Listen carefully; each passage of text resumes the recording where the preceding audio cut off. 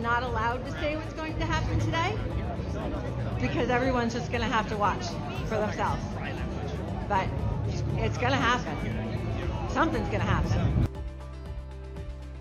Testimony from January 6th as lawmakers took their case to prime time. And could we see Peyton Manning back with the Broncos? What the team owners could offer the sheriff.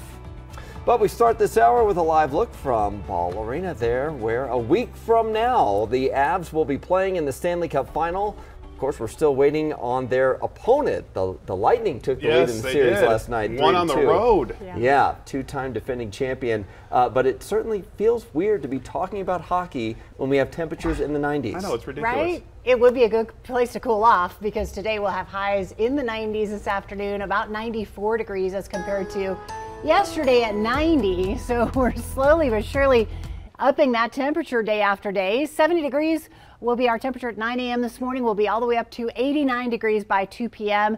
and our forecast highs in the low to mid 90s here for the Front Range and the Eastern Plains. Our average afternoon high is 82 degrees this time of year. The record 99 set back in 2013. So our highs today all along the Front Range will be mostly in the 90s, all the way up into northeastern Colorado with 70s and 80s off to the west. And we do have a dense fog advisory for the Eastern Plains until 8 a.m. Heat advisory all weekend for temperatures above 100 degrees off to the west. Our tubing forecast for today, just in case you're doing that, 80s at 11 a.m. and 90s by 2 p.m. And it's a perfect day to wear flip-flops at work if you want to do that as well. We have a good, not calling out anybody. All right, so we have a drive on I-70-270. Take a look from the cameras over here. You can see on that lowered section, the westbound side, a bit busy going through the tunnel. Eastbound looking okay. That express lane from Colorado Boulevard to 225 should be opening next Friday. Heading out, that should really alleviate the traffic heading out that to the east side of town. The overall drive, as you can see from the drive times, look pretty standard for us. Getting better on 270, I-76, a little volume push into downtown Denver, but overall not too bad for you anywhere you want to go on or off the highways. It's been really quiet here on this Friday, thankfully.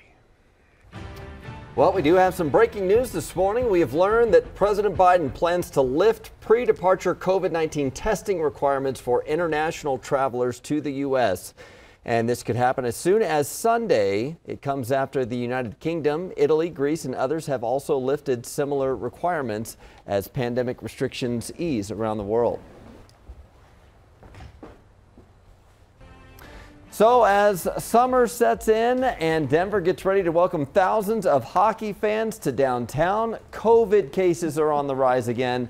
The CDC says every county in the Denver metro has a high transmission right now. Denver 7's Colette Bordelon joins us live because this is not what we want to hear. Never what you want to hear, right, Brian? I mean, school's out, summer's basically here. There have been parties, gatherings, celebrations, whatever word you want to use for it. But that means that this increase, it didn't really shock those in the healthcare world. And honestly, for all of us, the ebb and flow of this virus, it's something we've all learned to live with at this point. It's still unclear if the Denver Department of Public Health and Environment will be implementing a mask mandate in response to this rise, but UC Health recommends them in large crowds, especially if you're indoors. And as we've said before, being vaccinated and boosted decreases your chances of getting very sick. Doctors say these measures, more than 2 years into the pandemic, are to ensure we don't overwhelm our healthcare systems like we've seen in the past. We are seeing an increase in hospitalizations, and so it's sort of ticking up slowly. And so it's not like it was at the peak of December, January, when it was exploding. We're not even probably a fifth of the way there, but it's definitely rising. Stanley Cup Final, which, let's be honest, it's on all of Denver's minds as the next big thing that's on our calendar. Those at Ball Arena say that they're working with local government and league leaders to make sure they keep up with all the health and safety guidelines. They also tell us that they're increasing their cleaning protocols. Live in Denver, Colette Bordelon, Denver 7. Well, last night was the first time the public heard disturbing new details about the January 6th insurrection in Washington. Isabel Rosales has the latest from Capitol Hill. This isn't easy to watch.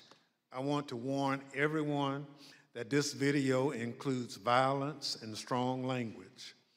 The Democratic chair of the January 6th committee sending out a grim warning before unveiling never-before-seen evidence of the attack on the nation's Capitol unfolding. I am not allowed to say what's going to happen today because everyone's just going to have to watch for themselves. But it's going to happen. Something's going to happen. House members, they're all walking over now through the tunnels. The committee unveiling chilling evidence alleging that former President Donald Trump agreed with chants that former Vice President Mike Pence should be hanged. The president responded with this sentiment, quote, "Maybe our supporters have the right idea. Mike Pence, quote, deserves it." At least 4 Trump aides testified that they told him and his team that he lost re-election. I made it clear I did not agree with the idea of saying the election was stolen and putting out this stuff, which I told the president was. How did that affect your perspective about the election when Attorney General Barr made that statement? It affected my perspective. I respect Attorney General Barr. Despite making findings public, the committee is pressing that the investigation is still ongoing. What we make public here will not be the complete set of information we will ultimately disclose. Reporting from Capitol Hill, I'm Isabel Rosales. Colorado lawmakers are responding to last night's hearings. Democratic Representative and January 6th committee member Diana DeGette took to Twitter saying, quote, "January 6th was one of the darkest days in our nation's history. Despite Trump's attempt to thwart our democratic process, our democracy held. Now it's important that every American sees exactly what happened that day and what needs to be done to ensure it never happens again."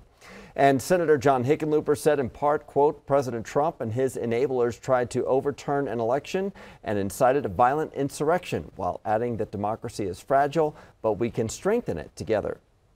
Dozens of Coloradans are facing charges in connection with what happened on January 6th. The charges range from low-level misdemeanors for those who entered the Capitol to felony seditious conspiracy charges against far-right extremists. The 2 hearings next week will take place Monday and Wednesday at 8 a.m. our time. The January 6th committee hasn't announced a formal schedule for the rest of the hearings, but there could be as many as 8 before the end of the month.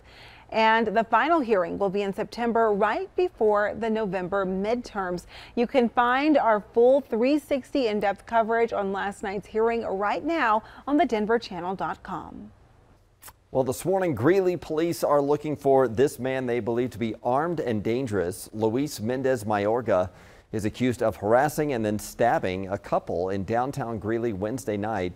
Both victims are expected to be okay, but Mendez Mayorga faces second-degree assault charges, and there is a warrant for his arrest. Well, we are in store for a stretch of hot days. Highs will be well into the 90s, which might have you thinking about ways to cool off. If you're heading to the water, then we do have some warnings for you. Denver 7's Veronica Acosta joins us live now. And Veronica, the waters are more dangerous right now than in years past. And that's exactly why officials are really trying to drive home this message. They want you to be as safe as possible whenever you're around any kind of body of water. So this year is a little bit different. We got snow later in the year, which means we're going to see the impacts of that in places like the ones behind me here in Clear Creek. We might see those water levels rise just a little bit, those hike up, and you really have to be careful. There could be colder water, there could be debris in there as well. Now, because the water is a little bit colder, experts are saying you might want to put on that wetsuit. You might also want to wear some thermal clothing if you can't get your hands on a wetsuit. So you should also be wearing a life jacket, and that's probably the biggest piece of advice. In 2020, a record 34 people died from drowning in Colorado. So far this year, there have been a total of 13 drownings. That does put us on track for another record year. Most of our drownings are someone who's not wearing a life jacket or started in a life jacket that was not sized appropriately. And you can be the world's strongest swimmer, and if you get sucked into certain parts of this river, you are not going to be able to just swim your way out of it. 2 other pieces of advice from experts. Once you're wearing that life jacket, and of course it fits properly, you might want to also have a whistle with you. That could help in case you're ever in trouble, and even a knife. In places like Clear Creek, there could be netting, and that knife would help you get rid of that pretty quickly. We're in Golden this morning. I'm Veronica Acosta, Denver 7. New team ownership could bring quarterback great Peyton Manning back to the Broncos. ESPN reports the Walton Penner Group has discussed an advisory role for Manning. He retired after winning Super Bowl 50 back in 2016, but still lives in Denver and attends games often. Despite speculation, Manning was never officially tied to one of the 4 groups bidding for the Broncos. Breaking his silence, what the police chief in Uvalde, Texas, is saying about his response to the deadly shooting that left nearly 24 students and teachers dead. And a new role for Colorado's Spelling Bee whiz kid. The local honor and title Vikram Raju will receive today.